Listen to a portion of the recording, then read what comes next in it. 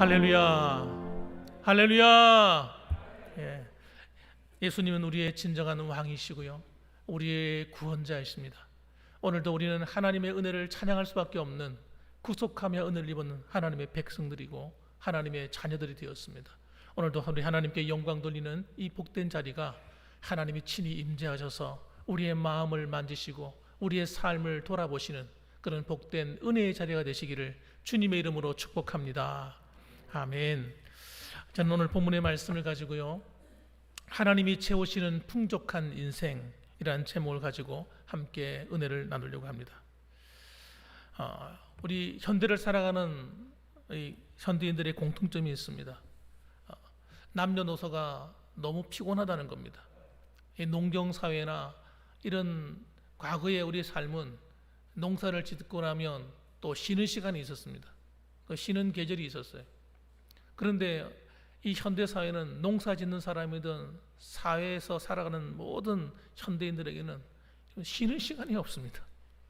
아이들도 보면 이 밤새도록 공부하는 애들도 있어요. 그리고 밤새도록 또 뭐 무슨 일을 하는지 모르지만 이렇게 분주하게 살아가는 사람이 많습니다. 회사도 이러면 철야하는 회사도 있습니다. 밤늦게까지 일하는 회사도 있고 공장이면 늦게까지 돌아갑니다. 여러분, 이렇게 분주하고 모두가 피로를 느낍니다. 그래서 어린아이들도 피곤하고 어른도 피곤하고 또 청년들도 피곤해요. 직장을 구해야 되는데 이 직장 구하는 게 만만치가 않습니다. 그래서 정말 이 불확실한 미래 때문에 염려하고 걱정하는 사람들이 한두 사람이 아니죠. 뭐 사업하는 사람은 다르겠습니까? 사업하는 사람들은 더 큰 고초를 겪고 있습니다. 뭔가 안정적인 시스템이 붕괴돼 버렸어요. 그래서 한 가지 사업을 하면 대를 물려가며 과거에는 사업을 했거든요. 그런데 요즘은 뭐 이게 쉽지 않은 거예요. 언제 사업이 부도가 날지도 모르고 어려움을 당할지도 모르는 이런 경제적인 어려움이 한두 가지가 아닙니다. 그래서 여러분, 오늘 우리가 살아가는 이 세상은 어떻게 보면 참 걱정할 일도 많고 고민될 일도 많은 그런 세상인 것 같습니다. 이스라엘 백성들이 살아가던 그 시대도 다르지 않았습니다. 이스라엘 백성들은 하나님을 잘 섬기는 하나님의 백성일 것 같았지만 사실은 그들은 하나님을 섬겨야 되는 하나님의 백성으로 부름받았음에도 불구하고 세상 이방인 민족들이나 그런 세상 나라들과 다름에도 불구하고 그들은 입으로는 하나님을 섬긴다고 말했는데 그들의 삶을 가만히 바라다 보면 그들은 하나님을 바르게 섬기지 않고 살았어요. 여러분, 이 신앙의 문제가 보통 문제가 아니에요. 특히 하나님을 섬긴다고 하는 하나님 백성들에게 있어서 이 신앙의 문제는 그들의 생사와 여러분 관련이 있는 것입니다.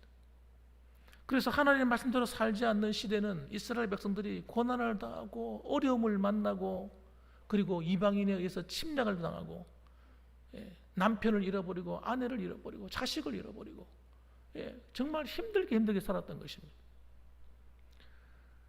그렇다 보니 그들이 때로는 그것 때문에 고난을 당할 때마다 그들은 하나님을 찾지 않을 수 없었어요. 하나님께 부르짖습니다. 그러면 하나님께서 그들을 만나 주시고 그들을 다시 회복해 주시는 그런 일상들이 반복되기도 했습니다. 오늘 하나님께서는 여러분 우리에게도 마찬가지입니다. 하나님을 섬기는 하나님의 백성들을 하나님은 절대 버리시거나 외면하시거나 배반하시는 적이 없어요. 항상 문제는 어디서 발생합니까? 하나님을 배반하는 우리에게 문제가 있는 거예요. 항상 하나님을 잘 섬기던 하나님의 성도들이 하나님을 떠나서 방탕한 삶을 살고 하나님의 길 가지 말아라고 하는 곳에 가고 하지 말라는 일을 하고 그렇게 살아가기 때문에 항상 우리의 삶에 고단함의 문제가 생겨나는 것입니다. 그렇기 때문에 이왕 하나님을 섬길 바에는 여러분 하나님을 잘 섬기는 충성된 성도들이 되셔야 합니다. 그러면 그렇게 할 때 여러분 우리의 힘으로 하느냐? 그것도 또 아니에요. 우리가 마음만 잘 먹어도 하나님이 우리를 도우시는 거예요. 성령님이 도와주시는 거예요. 신앙의 생활은 여러분 내가 하나님 말씀대로 살아야지 그렇게 사라지는 게 아니에요. 결심은 내가 하고 결단은 내가 하지만 하나님이 도와주셔야 되는 겁니다. 그런데 문제는 그 결단도 하지 않는다는 게 문제예요. 하나님께 마음을 두어야 되는데 이 마음을 하나님께 두는 것이 아니라 다른 데 빼앗겨 버리는 게 문제죠. 우리 마음을 하나님께 두실 수 있기를 주님의 이름으로 축원합니다. 하나님께 두어야 돼요. 그러면 성령님이 와서 도와주시고 하나님의 은혜가 우리를 덮어주시고 보호해주시고 인도해주시고 하나님이 갚아주시고 문을 열어주시고 안 될 일이 되게 만들어주시고 하나님이 함께해 주시는 은혜가 있는 줄 믿으시기 바랍니다. 그래서 여러분, 예수 믿는 것은 여러분 절대 어려운 일이 아니에요. 하나님을 섬기는 건 절대 고단한 일이 아닙니다. 고단하다고 생각하는 게 문제가 있는 거예요. 야, 하나님께 너무 열심히 하면 안 돼, 힘들어. 아니에요. 열심히 하지 않는 게 더 힘든 거예요. 하나님을 열심히 섬기지 않는 것이 여러분 문제가 생기는 거지, 열심히 섬기는데 문제가 생기는 게 없어요. 하나님을 바르게 섬기겠다고 결단하면 그때부터 하나님이 도우신다니까요. 사랑하는 성도 여러분, 그래서 오늘도 그 이야기를 하는 겁니다. 하나님의 마음을 우리가 알아라는 거예요. 그래서 여러분, 제일 첫 번째 뭐라고 말씀하시냐면 가련하고 가난한 자의 기도를 들어주시겠다는 겁니다. 17절 말씀 보니까 이렇게 말합니다. 가련하고 가난한 자가 물을 구하되. 가련하고 가난한 자가 뭘 구했다고요? 물을 구했다는 거예요. 물이 무엇입니까, 여러분? 물은 생명을 말합니다. 물이 없이는 사람이 살 수 없는 것입니다. 여러분, 이스라엘이 가난한 신세가 되었습니다. 살아갈 힘이 잃어버렸어요. 물조차 구할 수 없을 정도로 악한 환경이 되었습니다. 왜 이렇게 되었을까요? 이스라엘 백성들이. 그들은 과거에 어떻게 살았습니까? 하나님이 그들을 부강케 할 때는 여러분 주변에 있는 나라들을 다 다스리며 살았습니다. 경제적으로요, 솔로몬 시대는 여러분 은과 금이 여러분 발에 채이는 거예요. 귀하게 여기지 않았습니다. 그 정도로 여러분 경제적으로 풍요하게 살았어요. 그럼 그들이 솔로몬이 무슨 대단한 능력이 있어 그렇게 만든 것입니까? 아닙니다. 하나님께서 다윗이 믿음으로 나라를 바르게 세워서 하나님을 바르게 섬길 때에 하나님이 나라를 그렇게 부강케 하신 거예요. 그때는 적들이 숨을 못 쉬었어요. 적들이 전부 다 뒤로 도망가서 숨었습니다. 어디 큰 소리를 칩니까? 어디? 하나님의 백성을 두려워했습니다. 그런데 여러분, 이 죄라고 하는 게 얼마나 악하고 못됐냐면요, 죄가 우리의 삶에 들어와 버리면요 적들이 우리를 우습게 보는 거예요. 하나님의 백성을 깔보는 겁니다. 무시하는 거예요. 그리고 쳐들어와서는 여러분 장악해 버리는 거예요. 그러니까 사는 삶이 영적으로 곤고하고 먹고 사는 일이 답답하고 하는 일이 안 되고 어려움을 당하는 거예요. 오늘 이스라엘 백성들이 그런 신세가 되고 말았어요. 얼마나 여러분 그들의 신세가 답답했으면 주님 뭐라고 말씀합니까? 가련하고 가난한 자. 가련하고 가난한 자. 그런데 사실은 여러분 그들이 가난하고 가련했으면 되는데 그들 생각에는 절대 가난하지도 않았고 가련하지도 않았어요. 이게 문제입니다. 여러분, 가난하고 가련해야 어떻게 합니까? 하나님을 찾는 거예요. 물을 찾고 구하는 겁니다, 여러분. 그런데 스스로가 망할 지경이 되고 완전히 정말 낭패를 입었음에도 불구하고 내가 뭐 가난해, 내가 뭐 가련해, 내가 뭐 불쌍해, 그리고 하나님을 찾지 않는 게 문제인 거예요. 정말 답답한 일이죠. 그래서 여러분, 우리가 이런 어려운 형편에 놓였을 때 우리는 당황하거나 두려워할 필요 없습니다. 걱정할 필요 없어요. 우리는 뭐만 하면 됩니까? 우리의 마음을 낮추는 거예요. 하나님, 내가 가련한 자입니다. 내가 가난한 자입니다. 내가 불쌍한 사람입니다. 저는 하나님의 은혜가 필요한 사람입니다 하고 그냥 무릎을 탁 꿇고 하나님 앞에 무릎 꿇고 그냥 엎드리는 거예요. 그러면 물을 구한다는 말이 뭡니까? 이 물이라고 하는 것은 생명의 문제, 내가 정말 위급한 문제를 말하는 겁니다. 갈급한 문제를 말하는 거예요. 그래서 물이 없어서 칼증으로 그들의 혀가 마를 때에, 17절에 보면 여러분, 칼증으로 혀가 마를 때에 그들이 하나님께 구하고 기도한다는 거예요. 그럼 어떻게 한다고요? 하나님께서 그 물을 주시겠다는 거예요. 오늘 그 이야기를 하는 겁니다. 물은 여러분 기본적으로 우리 삶에 반드시 필요한 것입니다. 오늘 여러분에게 정말 필요한 게 무엇입니까? 뭐가 필요하세요? 뭐가 지금 당장 필요한 겁니까? 물처럼 귀한 것이 도대체 무엇입니까? 무엇이 여러분을 답답하게 만들었습니까? 무엇이 여러분의 마음을 확 눌러서 용기를 잃어버리게 만들고 낙심하게 만들고 있습니까, 여러분? 그건 여러분, 그걸 주시겠다는 거예요.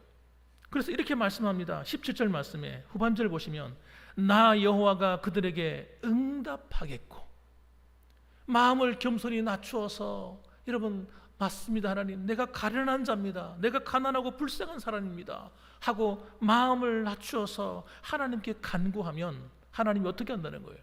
내가 응답하겠다. 나 이스라엘의 하나님이 그들을 버리지 아니할 것이라.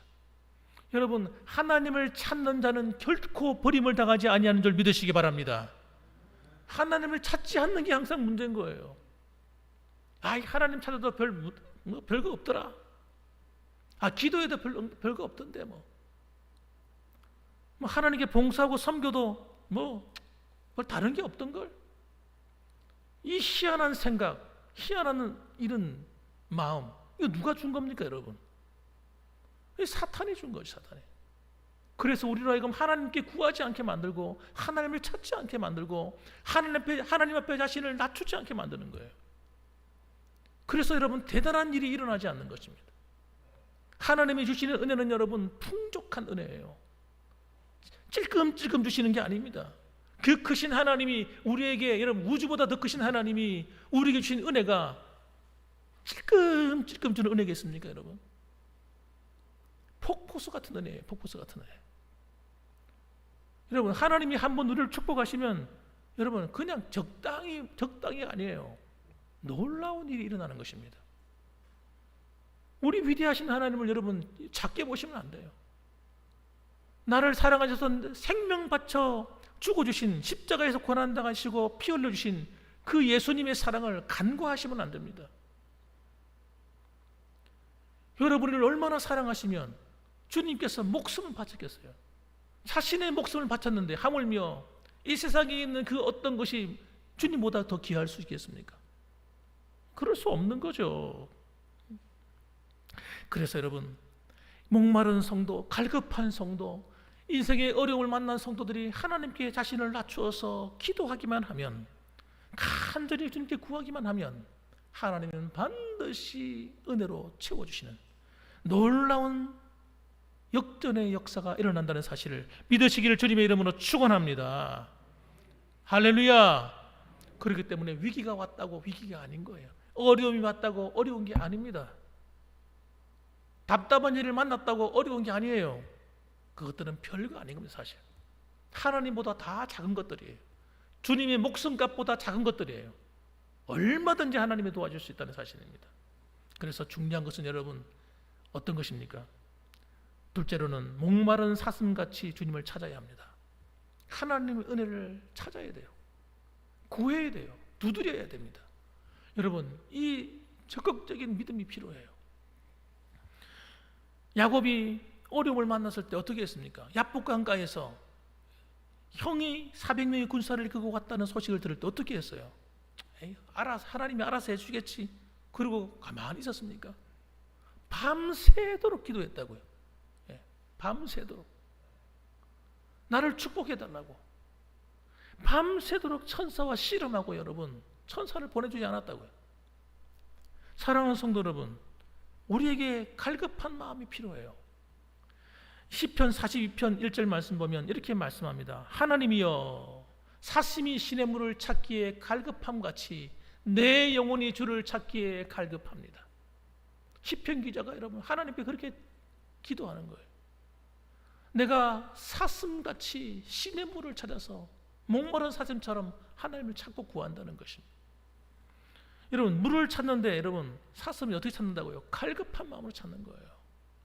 이 사슴이라는 동물은 여러분 몸에 열이 그렇게 많대요. 열이 많기 때문에 물이 없으면 죽는데요. 물을 마시지 못하면 그냥 죽는다는 거예요. 사랑하는 성도 여러분 자신이 하나님의 은혜 없이는 죽겠다, 이런 걸 느껴보신 적이 있습니까? 저는 하나님의 은혜 없으면 죽어요. 하나님 응답이 없으면 죽습니다. 하나님 날 돌아보지 않으면 저는 죽어요. 하나님, 이런 마음으로 기도해 본 적이 있으십니까? 오늘 하나님은 성경 말씀을 통해서 우리에게 그렇게 말씀하는 거예요.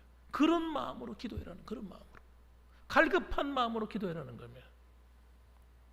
그렇게 하면 하나님이 우리가 사모하는 그 그 사모하는 그 문제, 그 갈급한 그 중요한 일을 하나님께서 해결해 주시겠다는 거예요. 시편 40편 2절 말씀에 이렇게 말합니다. 내 영혼이 하나님 곧 살아계시는 하나님을 갈망하나니. 하나님을 구하는데 어떻게 구한다고요? 갈망한다. 간절히 구한다는 거예요. 그리고 하나님만 바라본다는 거예요. 내가 어느 때에 나가서 하나님의 얼굴을 배울까? 내가 어떻게 하나님을 만날까? 여기에 초점을 맞추고 있는 것입니다. 여러분, 우리가 하나님을 만나면, 우리 주님을 만나면 끝나는 거예요. 이 세상의 어떤 문제도 여러분 아무것도 문제가 되지 않는 겁니다. 그러므로 여러분, 우리는 기도와 말씀을 통해서 하나님을 만나야 됩니다. 하나님을 만나야 돼요. 그래서 여러분, 만나는 방법은 다른 게 아닙니다. 나를 낮추는 겁니다. 하나님, 나는 별것 아닌 사람입니다. 저는 하나님 없이는 살 수 없는 가난한 사람입니다. 저는 불쌍한 사람입니다. 하나님, 나 좀 돌아봐 달라고 낮추는 거예요. 내가 죄가 있다면 죄를 철저하게 회개하는 겁니다. 다른 방법이 없어요. 다른 길이 있어요. 하나님 만나는 방법이. 여러분, 그렇게 할 때 기적이 일어나는 거예요. 여러분 잘 아시는 김자욱 집사님 아시죠? 지금 돌아가셨지만 탤런트시고 사랑의 교회 집사님이셨지 않습니까? 그분이 믿지 않는 가정에서 자라서 젊을 때부터 인기와 명예를 걸머쥐었습니다. 잘 나가는 인생이 되었어요. 돈을 많이 벌었다고 합니다. 그런데 여러분, 그렇게 돈을 많이 벌고 잘 나가는 인생인데도 마음 한쪽이 늘 불안하더라는 거예요. 뭐가 뭔지 모르게 불안해. 이 불안한 마음이 떠나지 않더래요. 결혼을 했습니다. 그 시어머니가 불궁을 드리는 그런 절에 가서 불궁을 드리는 분이에요. 그래서 따라가서 절에 가서 열심히 불궁을 드려봤다는 거예요. 그래서 불궁을 드리는데도 불구하고 이상하게 마음이 평안이 없는 거예요. 그런데 자기 집에 누가 갖다 놨는지 성경책이 있더라는 겁니다. 그래서 성경책을 펼쳤다는 거예요. 성경을 딱 펼쳤는데 전도서의 말씀이 나오는데 이렇게 말씀하는 거예요. 헛되니 모든 것이 헛되도다. 이런 말씀을 딱 읽는데 그 말씀이 눈에 확 들어오더라는 겁니다. 야, 어떻게 이렇게 잘 알지 내 마음을? 내가 모든 걸 가진 것 같은데 좋은 신랑도 만나고 정말 행복한 것 같은데 왜 나는 이렇게 불안하고 마음이 두렵고 근심이 많고 답답하지? 그런데 내 마음의 이 마음을 어떻게 성경이 이렇게 잘 알고 있지? 그래서 그가 그걸 고민하고 있었는데 여러분, 자기의 언니가 갑자기 죽었다는 소식을 들은 겁니다. 하필이면 그날 밤에 큰 언니가 세상을 떠났다는 거예요. 얼마나 마음에 충격받았는지 몰라요. 공부도 자기보다 잘하고 얼굴도 자기보다 예쁘고 정말 부잣집으로 시집가가지고 남부를 것이 없이 잘 사던 그 언니인데 그 언니가 갑자기 죽었다는 소식을 들으니까 기가 막힌 거예요. 이야, 사람의 생명이 한순간에 가는구나. 예? 저렇게 잘 나가고 잘 사는 언니인데도 불구하고 죽으니까 아무것도 아니구나. 장례를 하면서 철저하게 깨달은 것 같아요. 그래서 그 언니의 죽음을 생각할 때 자기 마음이 더 절망으로 내려앉는 거예요. 내가 무엇을 위해 사는지. 정말 답답한 마음이었습니다. 그래서 뭔가 너무나 두렵고 무섭더래요. 그래서 주변에 알아보니까 사랑의 교회가 있는데 그 교회가 눈에 들어와서 그 교회를 나가기 시작했습니다. 그 교회 다니면서 깨달아졌다는 거예요. 놀라운 걸 깨달았는데 그게 무엇이냐면 TV나 신문에 나오는 그런 범죄자들, 그런 죄인들만 죄인인 줄 알았는데 자기가 엄청난 죄인이라는 거예요. 자기는 한 번도 자기가 죄인이라는 걸 생각해 본 적이 없는데 예수를 믿고 나서 보니까 자기처럼 더러운 자가 없더라는 거예요. 자기 죄가 깨달아졌어요. 그러니까 하나님 앞에서 자기 죄를 얼마나 회개했겠어요. 회개하고 나니까 놀라운 또 변화가 찾아왔는데 그 두렵던 마음, 근심, 걱정, 염려가 싹 사라져버린 거예요. 어디 갔는지 보이지 않는 거예요. 그리고는 그 마음의 빈자리에 기쁨이 채워지고 평안이 채워지고 사랑이 채워지고 이런 마음의 기쁨으로 가득 차게 되었어요. 그럼 자기도 모르게 자꾸 웃고 다니는 거예요. 너무너무 마음이 기쁘니까 웃음이 나오죠. 여러분, 그리고 행복을 느끼게 된 거예요. 행복함을 잘 몰랐는데 그때부터 행복이 느껴지기 시작했어요. 여러분, 이것이 하나님의 은혜인 줄 믿습니다. 여러분, 우리는 여러분 세상 생각할 때 세상의 모든 것을 가져야 행복한 줄 알지만은 예수님을 바르게 만나는 것보다 더 큰 행복은 없었던 거예요. 여러분, 예수님이 나의 구주가 되시고 나의 구원자가 되었다는 이 사실, 얼마나 놀라운 감격이고 감사한 일입니까? 이 세상의 모든 걸 다 가진다 할지라도 주님이 그날 밤 데려가 버리면 그 사람에게는 아무것도 아닌 겁니다. 허무한 인생인 거예요. 그러므로 우리는 예수 그리스도 안에서 그분을 만나는 이 만남이 반드시 있어야 됩니다. 주님과 늘 교제하며 살아야 돼요. 세 번째로 여러분, 풍족한 삶으로 채워지는 하나님입니다. 17절 보시면 이렇게 말씀하죠. 한 번 더, 하반절 말씀 한 번 더 볼게요. 나 여호와가 그들에게 응답하겠고 나 이스라엘의 하나님이 그들을 버리지 아니할 것이라. 여러분, 이 말씀을 보면 하나님은 여러분 강조요법을 사용합니다. 두 번을 갖다가 다른 내용으로 반복해서 말씀하고 있어요. 그것이 뭡니까? 내가 응답하겠다는 거예요. 내가 채워주겠다는 겁니다. 여러분, 예수님을 믿는다고 하는 것은 단순히 예수 믿고 천국 가는 것뿐만 아닙니다. 여러분, 예수님 그 천국 가는 것뿐만 아니라 이 땅을 살아가는 날 동안에도 하나님이 우리의 삶을 돌봐 주시는 거예요. 그 하나님이 우리를 도우시고 채워주시는 겁니다. 여러분, 뿐만 아니라 하나님이 우리를 버리지 않는데요. 실수 좀 했다고, 좀 잘못했다고 우리를 때로는 책망하시기도 하지만 우리를 버리시지 않는 거예요. 하나님이 그를 찾는 자들을 결단코 버리지 않겠다, 그렇게 약속하시는 겁니다. 여러분, 하나님이 버리시면 끝나는 거예요. 하나님께 버림받은 인생은 끝난 인생입니다. 세상의 명예와 권력과 모든 걸 가지고 있다 할지라도 하나님이 버린 인생은 여러분 아무것도 아닌 겁니다. 지옥 가는데요, 무슨 의미가 있겠어요? 그러므로 하나님을 찾고 구하는 자는 여러분 확실히 믿으시기 바랍니다. 하나님을 찾고 구하는 자는 결단코 버리지 않겠다는 거예요, 하나님이. 여러분, 그러므로 우리도 어려울 때 어떻게 해야 됩니까? 힘든 일을 만났을 때 어떻게 해야 되겠어요?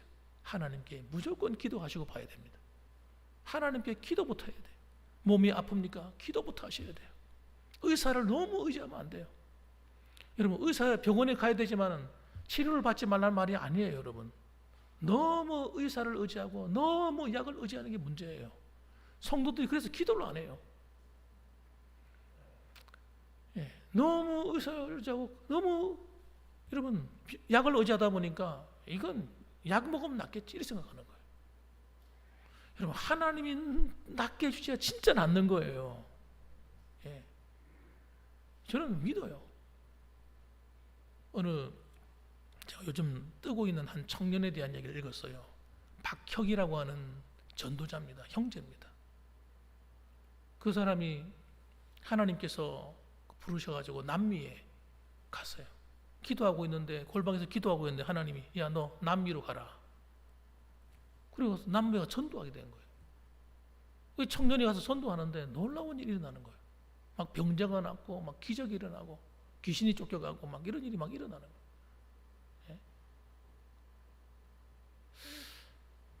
이 박혁이라는 이 형제가 나이가 정확하게 몇 살인지 모르겠지만 20대 후반에서 30대 초반 정도밖에 안 보이더라고요, 제 눈에는. 그런데 이 박혁이라는 사람이 형제가 주님을 너무 사랑하는 거예요. 예수님을 너무 사랑하는 거예요. 자기도 왜 이런 능력이 나타나는지 모른다는 거예요. 한 가지는 분명한 건 뭐냐면 자신이 주님을 사랑한다는 겁니다. 그래서 주님께 늘 순종하며 산다는 거예요. 자기는 순종하는 게 어려운 일이 아니래요. 예수님을 너무 사랑하니까 세상의 것들이 배설물로 보인다는, 배설물. 세상의 것들이 내게 그렇게 귀하게 안 보인다는 거예요. 그러니까 하나님 말씀하시면 이게 최고 귀한 것이고 그냥 순종이 자동적으로 된다는 겁니다. 그래서 갔다는 거예요. 여러분, 하나님을 사랑하는 것이 우리의 능력이에요. 여러분, 우리가 어려울 때 하나님께 기도하는 건 뭡니까? 하나님을 사랑하는 표현이에요. 하나님의 살아계심을 내가 인정하는 거예요. 하나님이 나를 돕는다고 믿는 거예요. 얼마나 순수해요. 그냥 믿으셔야 돼요. 그래서 그가 하루는 우리나라에 왔더라고요. 우리나라에 와서 우리나라에 와서 전도하는 걸 찍어놓은 걸 봤는데 이런 시골이에요. 시골. 깡촌. 나이가 많이 드신 할머니. 내가 보기엔 80대는 된 것 같아. 예? 우리 권사님보다 나이가 더 드신 것 같아. 근데 이분이 하나님 팔이 안 올라가. 팔이 안 올라간다는 거예요. 그래서 그 청년이 전도하는 거예요. 할머니, 예수님 믿으셔야 돼요. 예수님이 우리를 위해서 십자가에 피를 흘리고 죽어주시면서까지 우리를 사랑해 주셨어요. 예수님 믿어야 천국 갑니다. 하고 전도를 하면서 할머니, 내가 할머니를 위해서 기도할 테니까 기도해서 팔이 올라가시면 교회 가실래요? 이렇게 얘기하는 거예요.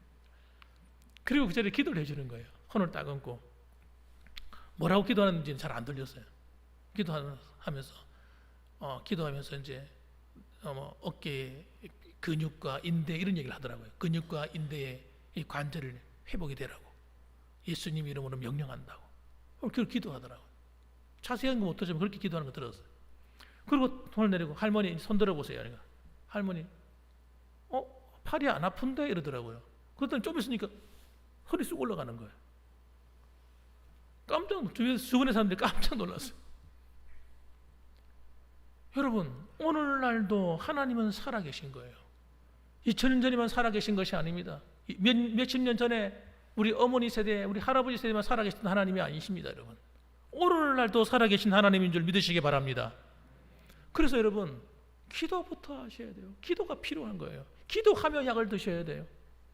믿음으로 기도하셔야 돼요. 안 믿어지니까 기도 안 하게 되는 거예요. 믿으셔야 돼요. 믿음은 순수하셔야 됩니다. 여러분, 요즘 같은 시대에 하나님이 약을 주셔서 다 고치게 하시는 거지. 이따구로 생각하게 만드는 게 사탄이라니까요. 물론 약을 먹어도 낫죠. 그러나 여러분, 하나님께 기도해서 낫게 되면요, 하나님께 더 감사하게 되잖아요. 여러분, 기도하시기 바랍니다. 무슨 문제든 기도하세요. 실제로 여러분 잘 아시는 우리 어머니 아버지 세대 잘 아시는 분, 양영자라는 분이잖아요. 탁구 선수. 이 팔꿈치 통증으로 어릴 때 6년 동안 진통제 주사를 맞았대요. 이게 진통제 주사 많이 맞으면 안 되거든요.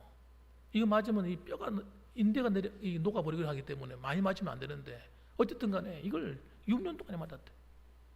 그러니까 여러분, 나중에는 진통제도 듣지도 않고 여러분, 이게 엉망인 거예요. 그때 나이가 이제 17살 이럴 때인데 하나님이 기도한 거예요.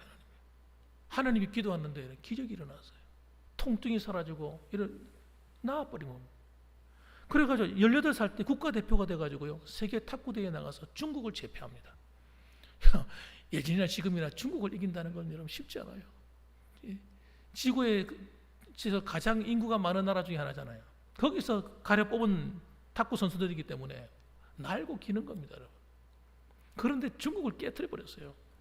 그 다음에는 또 간염으로 쓰러졌는데, 그러니 국가대표에서 제외돼 버렸는데, 그러니까 열심히 하나님께 또 기도했습니다. 하나님, 이 간염 때문에 제가 이거 국가대표도 못하게 되었습니다. 운동도 못할 지경입니다. 도와달라고 막 기도하는데 간염이 나와버렸어요.